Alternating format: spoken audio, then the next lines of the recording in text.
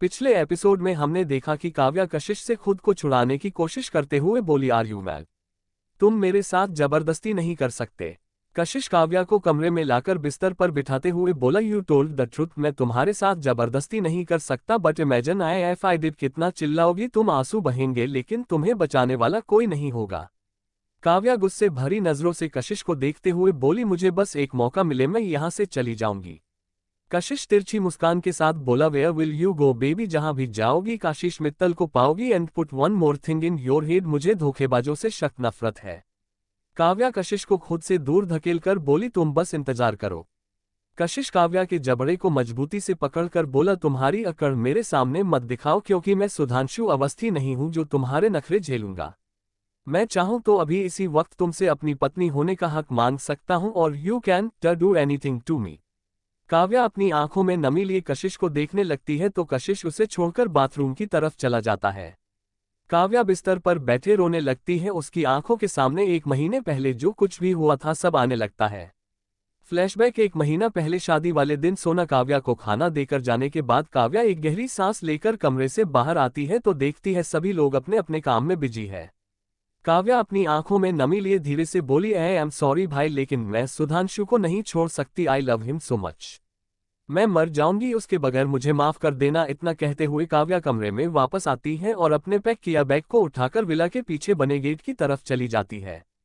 काव्या बाहर इधर उधर देखती है तो वहां पर कोई सिक्योरिटी गार्ड नहीं था, क्योंकि शादी में सब सिक्योरिटी मैन गेट पर लगी हुई थी। इसका फायदा उठाकर काव्या जल्दी से विला के बाहर निकल जाती है। तब तक बारात भी आ चुकी थी और सभी उसमें बिजी हो गए थे। काव्या सीधा हाईवे की तरफ से चली जाती है। रात काफी हो गई थी जिसके कारण उसे डर भी लग रहा था, लेकिन उसे कैसे भी करके सुधांशु तक पहुंचना था। काव्या जब हाईवे तक पहुंचती है तो ऑटो देखने लगती है, लेकिन एक भी ऑटो वहां पर नहीं था। काव्या लिफ्ट मांगने के लिए अपना हाथ आगे करती है, लेकिन रात काफी होने की वजह से उसे कोई लिफ्ट भी नहीं दे रहा था। काव्या थोड़ी और आगे जाकर लिफ्ट मांगने लगते हैं, तब उसके आगे एक ब्लैक महिंद्रा आकर रुकती है। काव्या 2 कदम पीछे हो जाती है। उस गाड़ी से बॉडीगार्ड्स बाहर आते हैं और उसके पीछे खड़े बुगाटी से कशिश बाहर आता है। कशिश काव्या को बिना किसी भाव के देखते हुए बोला, मरना है तो जाकर किसी अच्छे से ट्रक के नीचे जाकर मारो, हम लोगों का टाइम वेस्ट क्यों कर रहे हो? काव्या कशिश की बात पर जल्दी से बोली, आई एम सॉरी सर, मैं ऐसे नहीं करना चाहती थी, लेकिन प्लीज मुझे आगे तक लिफ्ट चाहिए। कशिश ने काव्या को ऊपर से नीचे तक देखते हुए कहा, शादी से भाग रही हो, किसके लिए करिए लड़का? काव्या अपना सर झुकाकर बोली, प्लीज सर मुझे आगे तक लिफ्ट दे दीजिए। कशिश का असिस्टेंट रौनक कशिश से बोला, बॉस हमें जल्द घर पहुंचना है, इसे हम आगे तक छोड़ देंगे। कशिश एक नज़र रौनक को देखने के बाद जाकर अपने कार में बैठ जाता है। रौनक काव्या से कहता है, मैडम आप आकर बैठ जाए। काव्या हल्का मुस्कुराकर बोली, thank you so much sir. इतना कहकर काव्या जल्दी से गाड़ी में बैठ जाती है। उनकी गाड़ी हाईवे पर तेज रफ्तार से वहां से निकल जाती है। मरीन ड्राइव के पास पहुंच काव्या जल्दी से बोली, बस यहीं पर। ड्राइवर गाड़ी रोकता है। काव्या हड़बड़ी में गाड़ी से उतर जाती है, जिसकी वजह से उसके बैग से आईडी कार्ड और कुछ सामान नीचे गिर जाते हैं। काव्या सॉरी कहते हुए जल्दी जल्दी में सामान उठाने लगती है। कशिश की नज़र आईडी कार्ड पर जाती है, वह आईडी कार्ड को उठाकर देखता है। कशिश एक नज़र आईडी कार्ड पर डालते हुए काव्या को कहा, काव्या ओबरॉय। काव्या कशिश के हाथ से आईडी कार्ड लेते हुए बोली, मेरा नाम है सर और थैंक यू सो मच। कशिश तिरछी मुस्कान के साथ काव्या से कहा, आज तो तुम्हारी शादी है ना, इस बारे में तो ऑल इंडिया को पता है, और तुम सम्राट ओबरॉय की बहन हो, अपने घर को छोड़कर भाग रही हो। काव्या का गला सूखने लगता है और वह सहमी हुई नजरों से कशिश की तरफ देखते हुए बोली, आप मेरे भाई को कैसे जानते हो? कशिश रौनक की तरफ देखते हुए बोला, रौनक जिसे ढूंढा गली गली, फाइनली वह मुझे मेरे ही गाड़ी में मिली, नॉट बैड। काव्या उसकी उल्टी सीधी बात सुनकर कंफ्यूज हो जाती है कि अचानक से उसे अपने गले में एक तेज दर्द महसूस होता है, और कुछ पल में काव्या कशिश की गोद में बेहोश पड़ी हुई थी। कशिश काव्या के चेहरे में आए बालों को उसके कान के पीछे करते हुए मुस्कुराते हुए बोला, सोचा नहीं था इतनी आसानी से तुम्हें पा लूंगा काव्या ओबरॉय। इतना कहकर कशिश रौनक की तरफ देखता है जो कि बाहर खड़ा हुआ था, और उसके बगल में एक बॉडीगार्ड था जिसके हाथों में इंजेक्शन था जिसे उसने काव्या के गले में इंजेक्ट किया था। कशिश की नज़र खुद पर महसूस कर रौनक थोड़ा झिझकते हुए बोला, बॉस हमें कल सुबह तक वाशिंगटन के लिए निकलना है। कशिश ने रौनक की बात पर बोला, तो क्या हुआ, जेट रेडी करो, हम सुबह की जगह अभी निकलेंगे। एयरपोर्ट पर चलो। रौनक कशिश के ऑर्डर पर आगे कुछ नहीं कहता और उनकी गाड़ी सीधा एयरपोर्ट के लिए निकल जाती है। फ्लैशबैक एंड एक तेज आवाज के कारण काव्या की तंद्रा टूटती है और वह फिर से प्रेजेंट में आ जाती है। काव्या अपना सिर घुमाकर देखती है कि कशिश हेयर ड्रायर को पटक रहा था। काव्या अपनी नजरें कशिश से फेर लेती है। कशिश खुद को इग्नोर होता हुआ पाकर एक बार फिर हेयर ड्रायर को जोर से पटकता है। काव्या चिल्लाते हुए कहती है, क्या दिक्कत है तुम्हारी, क्यों ऐसा कर रहे हो? कशिश अपने एक आईब्रो ऊपर करते हुए बोला, मेरी मर्जी। काव्या बिस्तर से उठते हुए बोली, मुझे अपने कमरे में जाना है। कशिश व्यंग भरी मुस्कान के साथ बोला, मेरे घर में तुम्हारा कमरा कहाँ से आ गया बेबी? काव्या गुस्से से बोली, जब तुम मुस्कुराते हो तो मुझे ऐसा लगता है जैसे तुम मुझे गाली दे रही हो।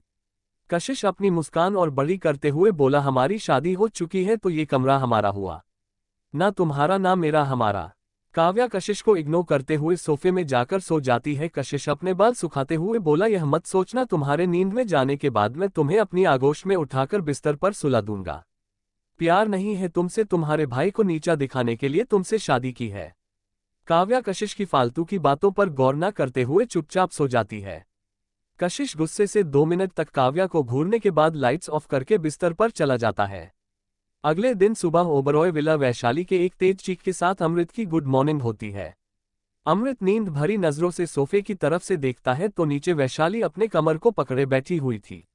अमृत अपना सर तकिया में घुसाते हुए बोला, गुंडी कहीं की, सुबह सुबह क्यों कौवे की तरह अपना गला फाड़ रही हो? सो जाओ ना। वैशाली अपने कमर को पकड़कर खड़ी होती है और अमृत को बुरी तरीके से घूरते हुए कॉफी टेबल पर रखे जार में भरा पानी को उठाकर अमृत के ऊपर फेंक देती है। अमृत चिल्लाते हुए बोला, what the fuck you bloody idiot, you lost your mind, I wanna kill you. कहते हुए अमृत बेड से उठ जाता है। वैशाली बाथरूम की तरफ भागते हुए बोली, तुम कौवा, तुम्हारा पूरा खानदान कौवा। अगर दोबारा हमको कौवा कहा ना तो कसम से तुमको कोयलिया पकड़ा देंगे। अमृत वैशाली की तरफ आने लगता है तो वैशाली जल्दी से दरवाजा बंद कर देती है, जिस वजह से अमृत के नाक को बहुत तेज लगती है और वह नाक पकड़कर वहीं बैठ जाता है। वैशाली को गाली देते हुए कहता है, चुड़ैल औरतों, नाक में दम कर रखा है गुंडी कहीं की। कहते हुए अमृत खड़ा होता है और मिरर में देखता है उसकी नाक पकोड़े की तरह लाल हो गया था और हल्का खून आ रहा था। मिरर में अपने अक्ष को देखते हुए अमृत बोला, कसम मेरे नाक से बहे खून की, अगर मैंने तुम्हें खून के आंसू नहीं रुला दिया तो मेरा नाम भी अमृत ओबरॉय नहीं। गुंडी कहीं की। ये कहकर अमृत क्लोजेट की तरफ चला जाता है। यहाँ सम्राट का कमरा, सोना काउच पर बैठी हुई थी और सम्राट भी टेबल पर बैठा हुआ था। वहां पर फर्स्ट एड बॉक्स रखा था। सम्राट सोना के हाथ में बंधे पट्टी को निकालकर साइड में रख देता है और उसके जख्मों को देखने लगता है। सम्राट एंटीबायोटिक से उसके जख्मों को साफ करने लगता है तो सोना अपनी आंखें बंद कर लेती है। सम्राट सोना की तरफ देखता है और धीरे धीरे फूंक मारते हुए सोना के हाथ की सफाई कर उसे फिर से पट्टी बांध देता है। सम्राट वार्निंग टोन में बोला, आज मुझे ऑफिस जाना है, अगर शाम को मुझे पता चला कि तुमने कुछ काम किया है तो मैं तुम्हारे हाथ तोड़ दूंगा। सोना छोटा सा मुंह बनाकर बोली, मारपीट के अलावा और कुछ आता है आपको? सम्राट सोना की बात पर उसके चेहरे की तरफ झुकने लगता है तो सोना पीछे जाते हुए बोली, यह आप क्या कर रहे हो? सम्राट सोना के चेहरे के दोनों तरफ काउच पर हाथ रखकर बिल्कुल सोना के चेहरे के पास आकर बोला, मैं बता रहा था कि मुझे मारपीट के अलावा किसी को सेटिस्फाई करना भी बहुत अच्छे से आता है। सोना अपनी आंखें बंद कर देती है तो सम्राट सोना के कांपते होठों पर अपना होठ रख देता है।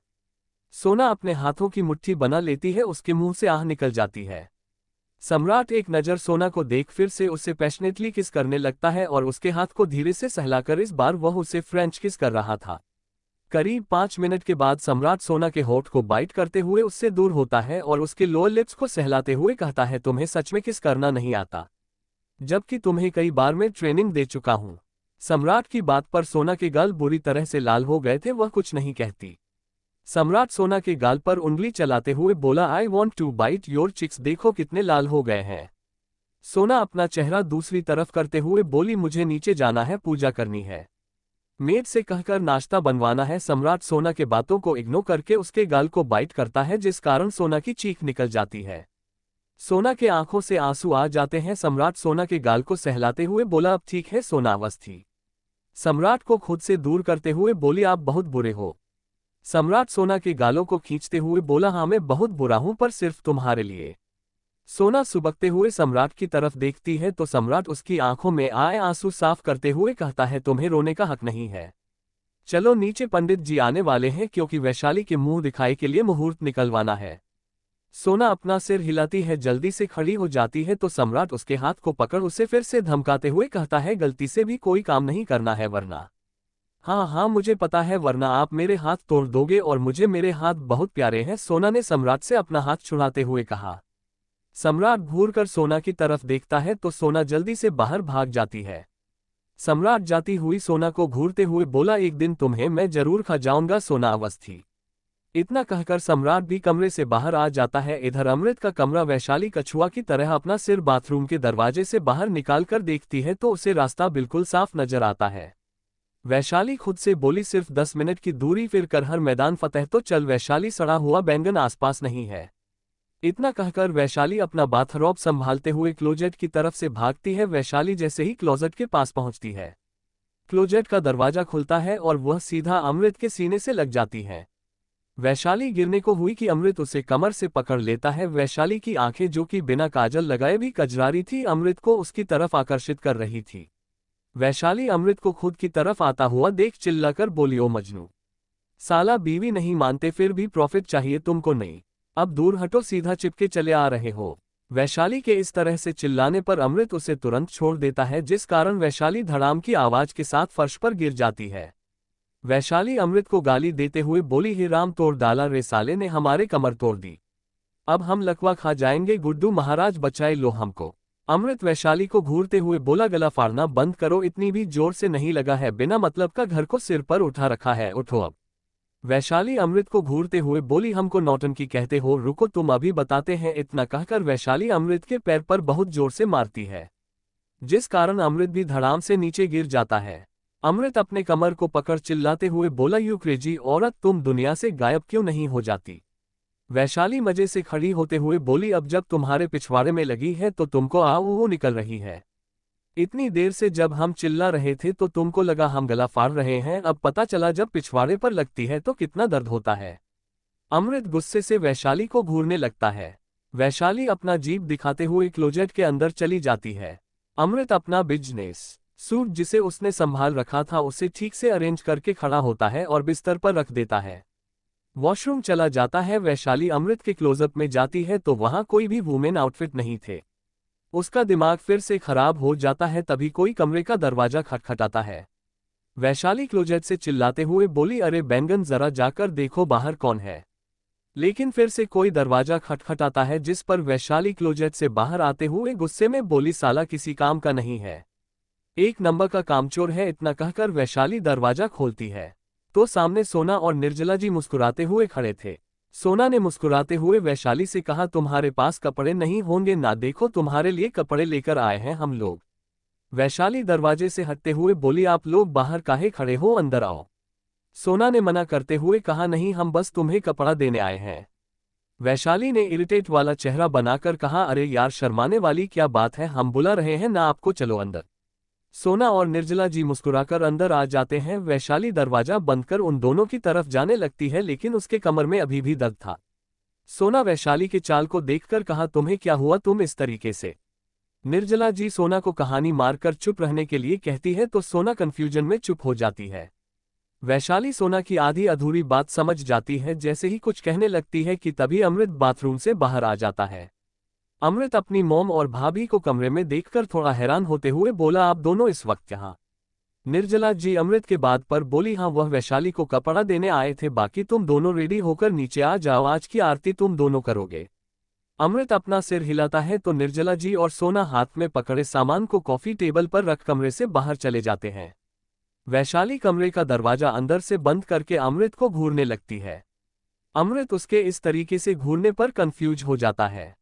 अमृत भी कंफ्यूज भरी नजरों से वैशाली को देख रहा था। वैशाली अमृत पर फटते हुए बोली, तुमको पता भी है तुम्हारे अचानक से छोड़ने के कारण हमारे कमर में दर्द है और उन लोगों को लगता है कि हम लोग कल अपना वेडिंग नाइट एंजॉय कर रहे थे। अब जाकर बताओ उन लोगों को सब तुम्हारे कारण हो रहा है। अमृत वैशाली को घूरते हुए बोला, अब इसमें भी मेरी गलती है, सुबह जब सोते हुए सोफे से तुम नीचे गिरी थी उसमें भी मेरी ही गलती थी और चिल्ला तुम रही थी छोड़ने के लिए, इसलिए मैंने तुम्हें छोड़ दिया, फिर भी तुम्हें दिक्कत है।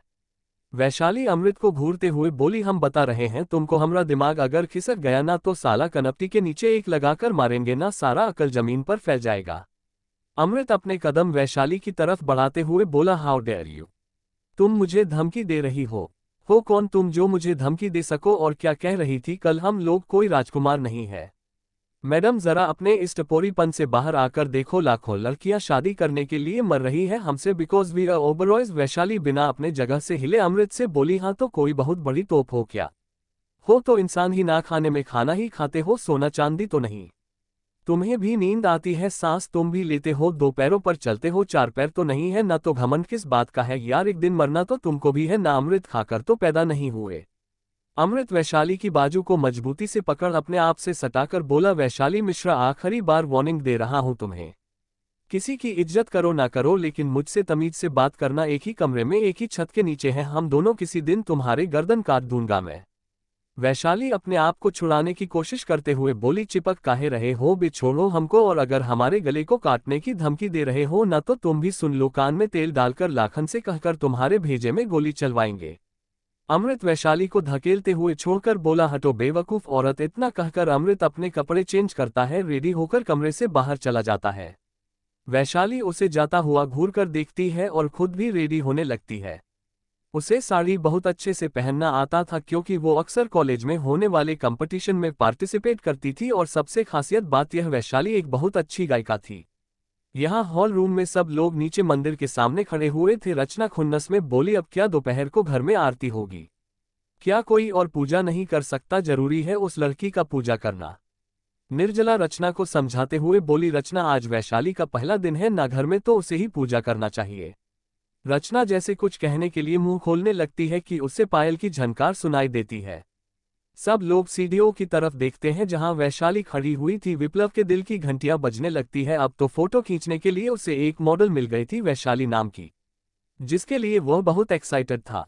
अमृत की नज़र वैशाली पर रुकी हुई थी, जिसके कानों में सोने के झुमके, गले में पुश्तैनी हार, अमृत का पहनाया हुआ मंगलसूत्र, हाथों में सोने की चूड़ियां पहन रखी थी, अपने बालों को खुला छोड़ मांग में लाल रंग का सिंदूर लगाया हुआ था। हल्के ऑरेंज पीले रंग की साड़ी में वह बिल्कुल सोने की तरह चमचमा रही थी। वैशाली नीचे आती है और सोना के सामने जाकर कहती है, सॉरी हमको थोड़ा देरी हो गया। सोना वैशाली की बात पर मुस्कुराते हुए बोली, कोई बात नहीं, चलो तुम्हें आरती करनी है। इसके बाद वह अमृत की तरफ देखते हुए बोली, भैया आपको भी वैशाली के साथ आरती करनी है। सोना की बात पर अमृत होश में आता है और अपना सिर हिलाकर वैशाली के साथ आरती करने लगता है। आरती पूरी होने के बाद वैशाली सबको प्रसाद देने के बाद सभी का आशीर्वाद लेती है, विराट, विप्लव और अमृत को छोड़कर। जिस पर रचना वैशाली को घूरते हुए बोली, तुमने अमृत के पैर क्यों नहीं छुए, वह तुम्हारा पति है। वैशाली अपने दांत दिखाते हुए बोली, उसके पास तो खुद दिमाग नहीं है, हमको कहां से दिमाग देगा, इसलिए सोचा हम भला काहे अपनी कमर की ऐसी की तैसी करवाए। रचना वैशाली को घूरते हुए बोली, अमृत से आशीर्वाद लो। अमृत फुल एटीट्यूड में खड़ा हो जाता है। वैशाली उसे घूरने लगती है और एक गहरी सांस लेकर अमृत के पैर ऊपर से छूकर उठ जाती है, लेकिन अमृत कुछ नहीं कहता। सम्राट वैशाली को घूरते हुए बोला, ओ झांसी की रानी, पति के पैर छूने में क्यों कंजूसी कर रही हो, ठीक से छुओ। सम्राट की बात पर अमृत को हंसी आ जाती है। उसे पता था कोई कुछ कहे ना कहे, लेकिन सम्राट वैशाली से चुन चुन कर बदला लेने वाला है। वैशाली खुन्नस में सम्राट को देखने के बाद अमृत के पैर छू लेती है और उसके पैरों पर चिमटी काटती है, तो अमृत उसे घूर कर देखता है लेकिन कुछ नहीं कहता।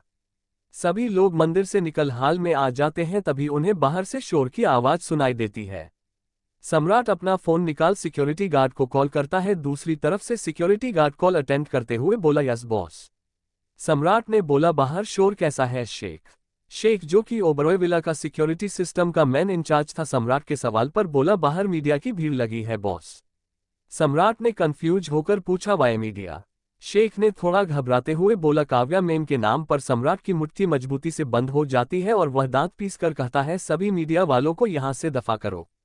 शेख थोड़ा बात को संभालते हुए बोला, बॉस अगर आप उन्हें कोई जवाब नहीं दोगे तो ये अपने तरफ से कोई भी मिर्च मसाला डालकर गलत खबर मीडिया में फैला देंगे। बेहतर होगा कि आप एक बार खुद। सम्राट शेख की बात को बीच में काटकर अपने एक शब्द पर जोर देते हुए बोला, आई नो कि मुझे क्या करना है।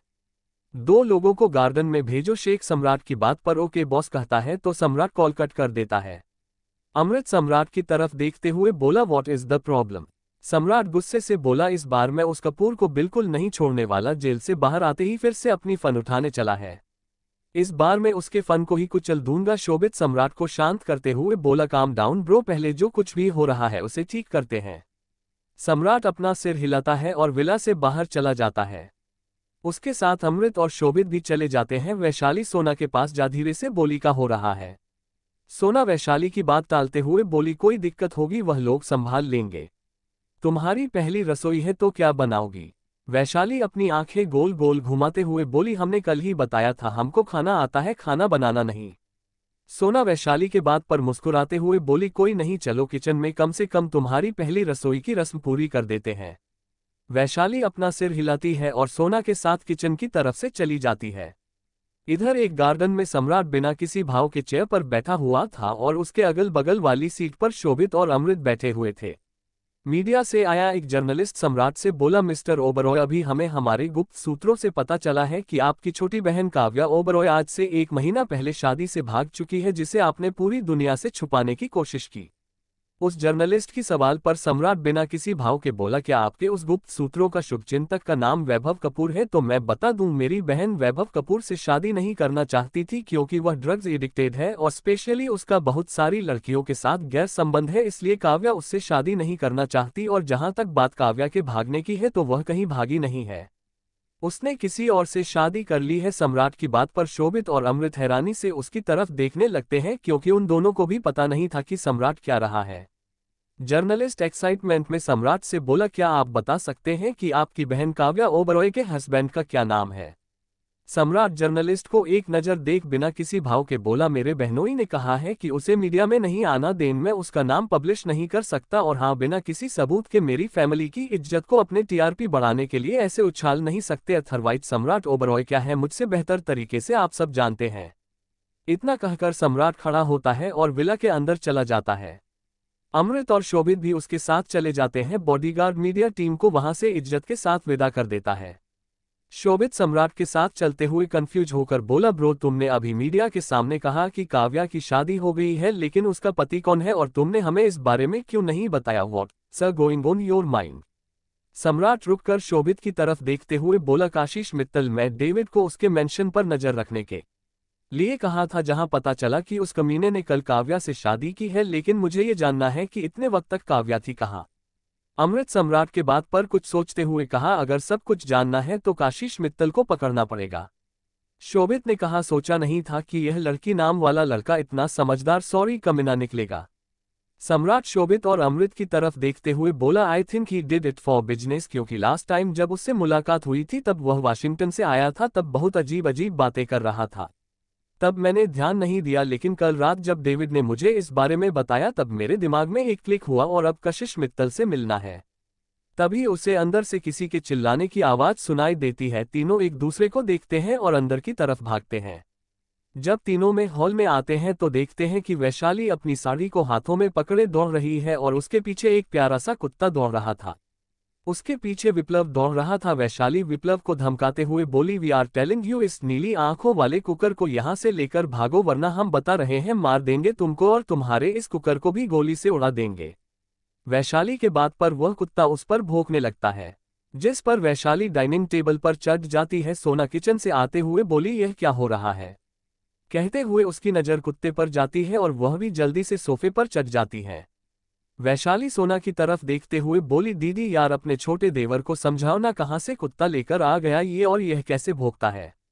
सोना विप्लव से बोली, विप्लव तुम ये कुत्ता कहाँ से लेकर आए हो, लेकर जाओ इसे। विप्लव उसके कुत्ते को उठाते हुए बोला, उसका नाम चाली है और यह कुत्ता नहीं है, इसे चाली कहते हैं। विप्लव की बात पर कुत्ता अपना पूंछ हिलाने लगता है। वैशाली एक गहरी सांस लेकर डाइनिंग टेबल से उतरने लगती है तो चाली फिर से भौंकने लगता है। वैशाली डाइनिंग टेबल पर बैठे हुए गुस्से से बोली, साला ये चिल्लाता काय को है बे?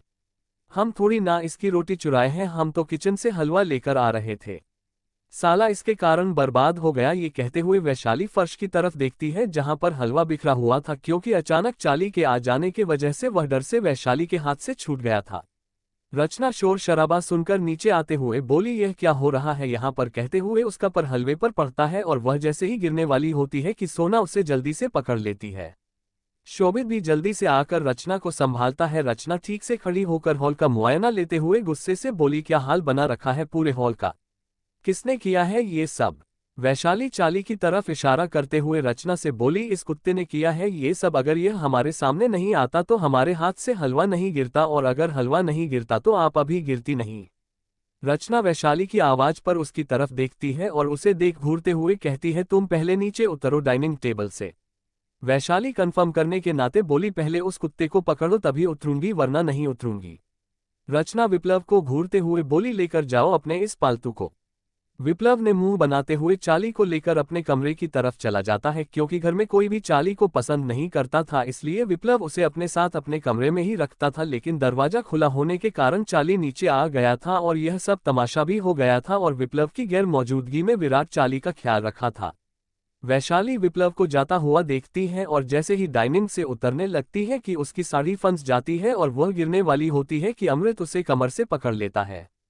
एक बार फिर अमृत वैशाली की खूबसूरती में खो जाता है, लेकिन वही वैशाली अमृत को बुरी तरीके से घूरने लगती है। फिर ठीक से खड़ी होकर उसके कान में चिल्लाते हुए बोली, आकर हमारे ऊपर घुस जाओ, का टुकुर टुकुर देख रहे हो, दूर रहकर नहीं देख सकते का? वैशाली के चिल्लाने पर अमृत होश में आता है। वैशाली से दूर होकर कहता है, मुझे भी कोई शौक नहीं है तुमसे चिपकने का, गटर की बदबू आती है तुमसे। इतना कहकर अमृत कमरे की तरफ अपना लैपटॉप का बैग लेने चला जाता है। वैशाली अमृत को जैसे ही मुक्का दिखाती है तो उसकी नजर जाती है रचना पर, जो कि उसे बहुत बुरी तरीके से घूर रही थी। वैशाली अपने दांत दिखाते हुए बोली, काकी सासू जी हम सब कुछ साफ कर देंगे, प्लीज आप हमको घूरो मत। रचना एक नज़र सोना को देखकर उसे वार्न करते हुए बोली, सोना I want to tell you, इस लड़की को सुधार दो, और दूसरा अगले आधे घंटे में मुझे पूरा हॉल साफ चाहिए। अब मुझे नहीं पता तुम कैसे करोगी, लेकिन कोई भी सर्वेंट इस लड़की की मदद नहीं करेगा। इतना कहकर रचना घूरकर वैशाली को सोना को देखने के बाद कमरे की तरफ चली जाती है। वैशाली मुंह बनाते हुए बोली, यह हिटलर की नानी यहाँ कैसे आ गई साला, कभी कभी मामी की याद आ जाती है इसे देखकर। सम्राट सोना के पास आकर बोला, क्या तुम्हें भी कुत्तों से डर लगता है? सोना अपना सिर हिलाते हुए बोली, हाँ मुझे बिल्ली से भी डर लगता है। जिस पर सम्राट उसे घूरने लगता है। सोना सम्राट की छुरीदार नज़र खुद पर महसूस कर जल्दी से बोली, मैंने आपको कुछ नहीं कहा, गलती आपकी है जो आप खुद को समझ रहे हो। सम्राट अपने एक आईब्रो ऊपर करते हुए बोला, आर यू सीरियस? तुम्हारी जुबान सच में बहुत चल रही है, और तुम्हें पता है ज्यादा जुबान चलाने वाले लोग मुझे पसंद नहीं। सोना सम्राट की धमकी पर धीरे से बोली, लेकिन जुबान तो बोलने के लिए ही होती है ना, और मैंने आपको तो नहीं कहा, आप खुद को समझते हो बागड़ बिल्ला, तो मैं क्या कर सकती हूँ इसमें बिल्लू जी। सम्राट सोना के जबड़े को मजबूती से पकड़कर बोला, मेरा मूड बिल्कुल ठीक नहीं है सोना, और तुम मुझे उकसा रही हो। सोना सम्राट के हाथ को हटाते हुए बोली, क्या कर रहे हो, सब देख रहे हैं। सम्राट सोना को छोड़ देता है और उसके हाथ को पकड़कर कहता है, चलो मुझे तुमसे कुछ बात करनी है। इतना कहकर सम्राट सोना को खींचते हुए ले जाता है। वैशाली सम्राट को घूरते हुए बोली, साला हमारी दीदी को बहुत परेशान करता है, तुम्हारे तो ना कॉफी में मिर्ची डालकर पिलाएंगे, तुमको तब पता चलेगा जब पिछवाड़े में आग लगेगी, कंगारू की तरह फुदकते फिरोगे बेटा। इतना कहकर वैशाली इधर उधर देखती है और मुंह बनाते हुए अपने काम में लग जाती है। कैसी होगी सम्राट और कशिश मित्तल की मुलाकात? क्या सम्राट कशिश से काव्या को वापस ला पाएगा? अमृत और वैशाली की जोड़ी आगे कैसी रहेगी और क्या चल रहा है रचना के दिमाग में? आगे की स्टोरी को जानने के लिए बने रहिए माय क्रूल डेविल हस्बैंड कहानी पर।